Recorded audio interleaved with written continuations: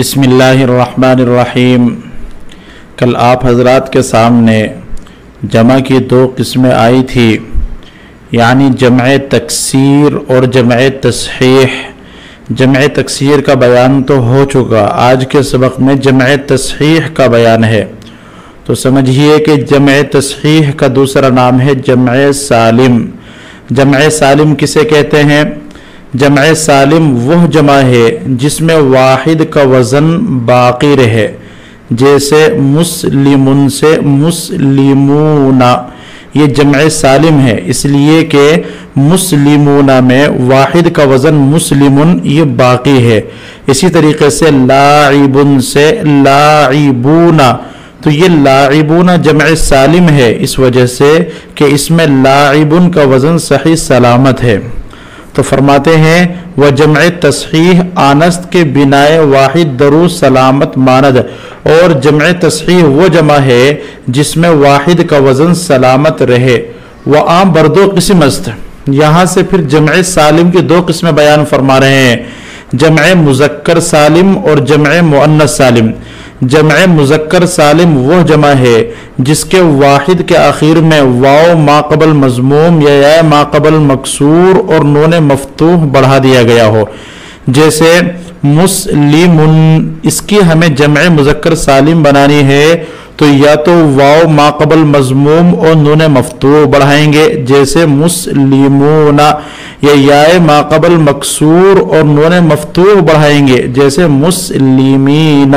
تو اس طرح کی جتنی بھی جمعیں ہوں گی ان تمام کو جمع مذکر سالم کہیں گے۔ چنانچہ لاعبن سے لاعبون یہ جمع مذکر سالم ہے، سائقن سے سائقون یہ بھی جمع مذکر سالم ہے، مجتہدن سے مجتہدون یہ بھی جمع مذکر سالم ہے۔ دوسری قسم ہے جمع مؤنث سالم۔ جمع مؤنث سالم وہ جمع ہے جس کے واحد کے آخر میں الف اور لمبی تا بڑھا دی گئی ہو، جیسے مسلمتن سے مسلماتن، لاعبتن سے لاعباتن، غاربتن سے غارباتن۔ تو ان تمام جمعوں میں واحد کے آخر میں الف اور لمبی تا بڑھا دی گئی ہے، اس وجہ سے ان جمعوں کو جمع مؤنث سالم کہیں گے۔ دیکھیے فرماتے ہیں وَآ بردو قسم است، اور وہ یعنی جمع تصحیح اس کی دو قسمیں ہیں، جمع مذکر و جمع مؤنث۔ نمبر ایک جمع مذکر، نمبر دو جمع مؤنث۔ جمع مذکر آنست کے واو ما قبل مضموم یا یا ما قبل مکسور و نون مفتوح در آخرش پیوندد۔ جمع مذکر وہ جمع ہے جس کے واحد کے آخر میں واو ما قبل مضموم یا یا ما قبل مکسور اور نون مفتوح بڑھا دیا گیا ہو، جیسے مسلمون اور مسلمین۔ واو کب بڑھتا ہے اور یا کب بڑھتی ہے؟ تو اس کا بیان آپ حضرات کے سامنے جب اعراب کا بیان آئے گا تو تب آ جائے گا، تب بخوبی یہ بات سمجھ میں آ جائے گی کہ جمع مذکر سالم میں واو کب لاتے ہیں یا کب لاتے ہیں۔ اسی طریقے سے تثنیہ کے بیان میں بھی گزرا ہے، الف کب لاتے ہیں اور یا ما قبل مفتوح کب لاتے ہیں۔ وہ جمع مؤنث آنست کے الف و تا بآخرش پیوندد، اور جمع مؤنث سالم وہ جمع ہے جس کے آخر میں یعنی جس کے واحد کے آخر میں الف اور لمبی تا بڑھا دی گئی ہو، چون مسلماتن جیسے مسلماتن۔ یہاں تک بیان ہے جمع سالم کی دو قسموں کا، یعنی جمع مذکر سالم اور جمع مؤنث سالم۔ آگے صاحب نحومیر فرماتے ہیں کہ معنی کے اعتبار سے جمع کی دو قسمیں ہیں، نمبر ایک جمع قلت، نمبر دو جمع کثرت۔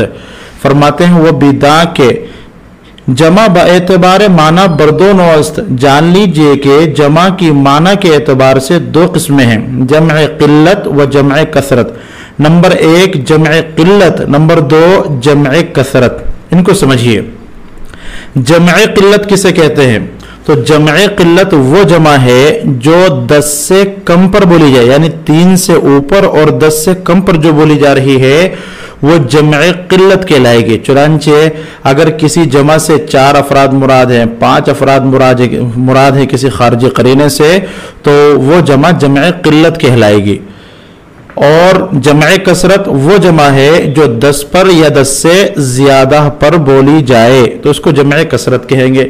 صاحب نحومیر نے جمع قلت کے اوزان بیان فرمائے ہیں کہ جمع قلت کے کل 6 اوزان ہیں۔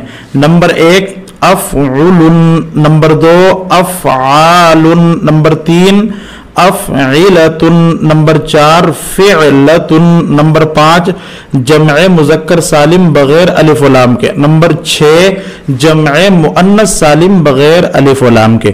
تو گویا آپ کو صرف 4 وزن یاد کرنے ہیں، 2 وزن تو یہ مستقل ہیں۔ 4 وزن کون کون سے؟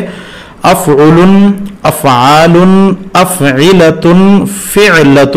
ان 4 وزنوں پر جو بھی جمع آئے گی وہ جمع قلت کہلائے گی۔ جیسے اسم جمع اسماء، یہ جمع قلت کا وزن ہے۔ اسی طریقے سے قول جمع اقوال، یہ جمع قلت کا وزن ہے۔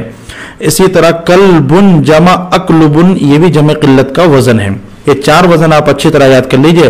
2 وزن آسان ہے جمع مذکر سالم بغیر الف لام کے، جیسے مسلمون، یہ بھی جمع قلت ہے۔ جمع مؤنث سالم بغیر الف لام کے، یہ بھی جمع قلت ہے۔ اور اگر جمع مذکر سالم اور جمع مؤنث سالم پر الف لام داخل کر دیا جائے، مثلا کہا جائے المسلمون یا المسلمات، تو اس وقت یہ جمع کثرت کا وزن شمار ہوں گے، جمع قلت کا وزن شمار نہیں ہوں گے۔ تو حاصل اور خلاصہ یہ ہے کہ معنی کے اعتبار سے جمع کی 2 قسمیں ہیں۔ نمبر 1 جمع قلت۔ جمع قلت وہ جمع ہے جو 10 سے کم پر بولی جائے اور اس کے 4 اوزان ہیں، 2 اور ملا لیجئے 6 اوزان ٹوٹل ہو جائیں گے۔ جمع کثرت وہ جمع ہے جو 10 پر یا 10 سے زیادہ پر بولی جائے۔ صاحب نحومیر فرماتے ہیں جمع قلت آنست کے برکم ازدہ اطلاق کنند۔ جمع قلت وہ جمع ہے جو 10 سے کم پر بولی جائے، وآرا 4 بنا است، اور اس کے 4 اوزان ہیں۔ نمبر 1 افعل، جیسے اکلبن، یہ کلبن کی جمع ہے بمعنی کتا، تو کلبن جمع اکلبن، یہ جو جمع آ رہی ہے اکلبن، یہ جمع قلت کہلائے گی۔ ایک جمع کلبن کی کلاب آتی ہے، وہ جمع قلت میں نہیں بلکہ وہ جمع کثرت میں جائے گی۔ دوسرا وزن افعال، جیسے اقوال، تو یہ اقوال قول کی جمع ہے بمعنی بات، گفتگو، اور یہ جمع قلت ہے۔ نمبر 3 افعلۃ، جیسے اعونۃ، جو عوان کی جمع ہے بمعنی درمیان۔ نمبر 4 فعلۃ، جیسے غلمۃ، یہ غلمۃ غلام کی جمع ہے۔ غلام کی ایک جمع غلمان بھی آتی ہے لیکن وہ جمع کثرت کہلائے گی، اس لیے کہ 4 وزنوں میں سے کسی بھی وزن پر نہیں ہے۔ و2 جمع تصحیح بے الف و لام، یہاں سے صاحب کتاب 4 کے علاوہ 2 وزن اور شمار فرما رہے ہیں، یعنی کل جمع قلت کے 6 اوزان ہو جائیں گے۔ وہ 2 کون سے ہیں؟ جمع سالم یعنی جمع مذکر سالم اور جمع مؤنث سالم بغیر الف لام کے ہوں گے تو جمع قلت، اور اگر الف لام کے ساتھ ہوں گے جیسے المسلمون یا المسلمات تو اس وقت یہ جمع کثرت میں ہوں گے، یعنی مسلمون و مسلمات، تو یہ دونوں بھی جمع قلت کے اوزان ہیں۔ و جمع کثرت آنست کے بردہ و بیشتر ازدہ اطلاق کنند، اور جمع کثرت وہ جمع ہے جو 10 پر یا 10 سے زیادہ پر بولی جائے۔ و ابنیہ آ غیر ازین شش بناست، اور جمع کثرت کے اوزان مذکورہ 6 اوزان کے علاوہ ہے، یعنی جمع کثرت جب بھی آئے گی تو وہ افعول کے وزن پر نہیں، افعال کے وزن پر نہیں، افعلۃ کے وزن پر نہیں، فعلۃ کے وزن پر نہیں، یہ 4 وزن چھوڑ دیجئے، ان 4 وزنوں کے علاوہ جو دوسری جمع آئے گی وہ سب کی سب جمع کثرت ہی کہلائے گی۔ اسی طریقے سے جمع مذکر سالم پر اگر الف لام آ جائے جیسے المسلمون، یا جمع مؤنث سالم پر الف لام آ جائے جیسے المسلمات تو یہ بھی جمع کثرت ہی کہلائیں گے۔ یہاں تک یہ بات مکمل ہو گئی۔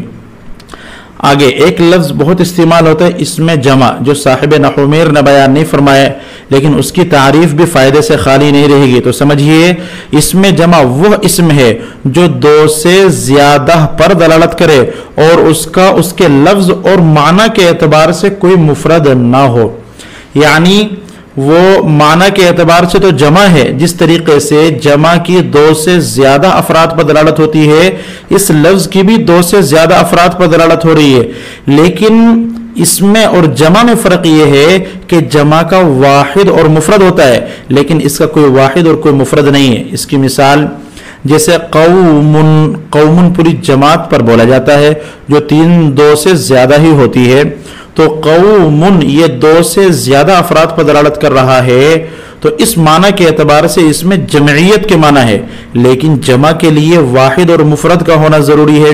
جیسے رجال یہ دو سے زیادہ مردوں پر دلالت کر رہا ہے تو یہ جمع ہے، لیکن اس جمع کا ایک مفرد بھی ہے رجل۔